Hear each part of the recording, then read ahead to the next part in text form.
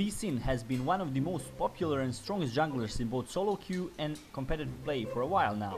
He has a lot of tools at his disposal, but he takes a while to master. Lee Sin is really strong early game, which he can use to pressure lanes or the enemy jungler. From there, Lee Sin scales into mid game by taking vision control of the map with his mobility and sidestone, then transitions into utility based tank late game. Lee Sin is very strong early game, he's very fun to play and has a very high skill ceiling. He fits into any team composition. His negative sides are he doesn't scale really well and it's really hard to play.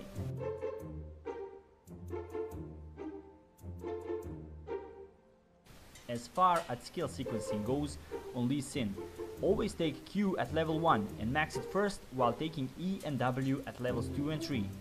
There has always been a debate about which ability is best to max second. I usually alternate taking points into W when I feel behind or points into E when I feel ahead. Both abilities in 4.13 were nerfed, but I think leveling W second is usually better because E no longer reduces attack speed.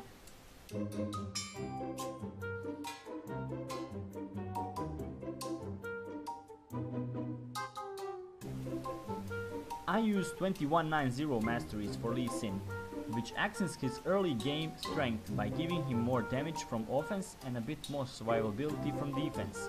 Some of the points can be changed around in the offense tree. For example, you can use sorcery instead of fury, or you take point out of exposed weakness for something else.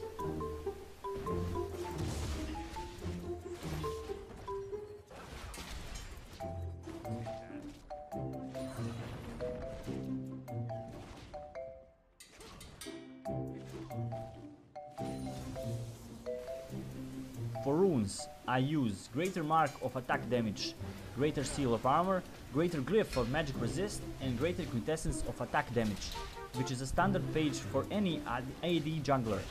Anything close to this is fine as well. Greater Mark of Armor Penetration is fine, and so are Greater Glyphs of Scaling Magic Resist and Greater Glyph of Cooldown Reduction. I prefer cooldown reduction glyphs when the other team doesn't have much magic damage, or when my mid laner doesn't need blue.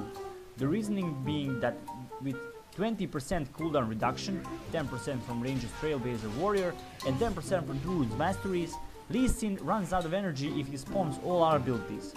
But if you get blue buff, you have enough energy regen to sustain spamming everything at 30% cooldown reduction.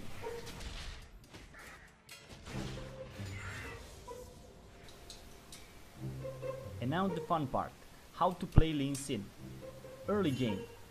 In the early game, pay attention to where enemy jungler starts and which lanes from each team are vulnerable.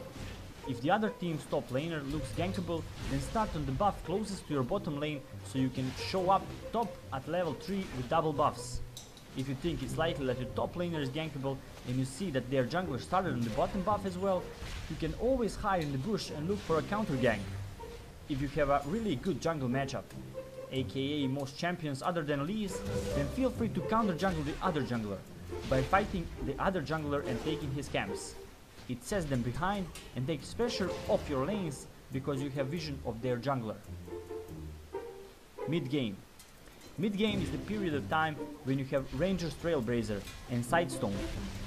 And at this point in the game you want to put as many wards down in the enemy jungle and look to make plays with Dragon Rage every time it's up. Lee Sin can do Dragon pretty easily once he has 2+ points into his W, so look to secure that every time it's up. Keep checking buff timers and coordinate invades with your team to steal enemy buffs. Late game. Late game can be a bit awkward for Lee Sin. If you build tanky, you aren't really strong enough to kill anyone, and if you build damage, then you'll die if you ever go into a team fight. In the enemy jungle and look to make plays with Dragon Rage every time it's up. Lee Sin can do Dragon pretty easily once he has 2+ points into his W, so look to secure that every time it's up. Keep checking buff timers and coordinate invades with your team to steal enemy buffs. Late game. Late game can be a bit awkward for Lee Sin.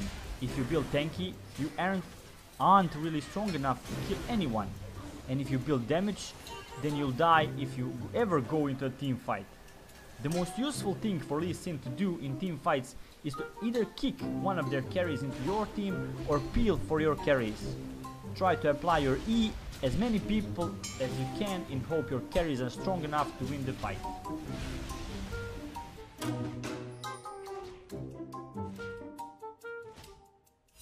Late game. Late game can be a bit awkward for Lee Sin. If you build tanky, you aren't really strong enough to kill anyone, and if you build damage, then you'll die if you ever go into a team fight. The most useful thing for Lee Sin to do in team fights is to either kick one of their carries into your team or peel for your carries. Try to apply your E as many people as you can in hope your carries are strong enough to win the fight.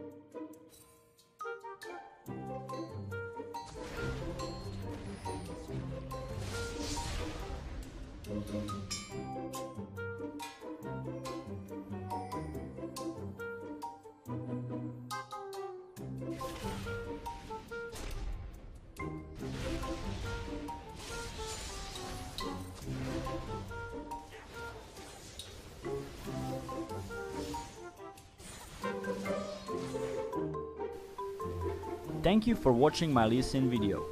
Feel free to comment and or subscribe to our channel so you can follow up our next guides on other champions.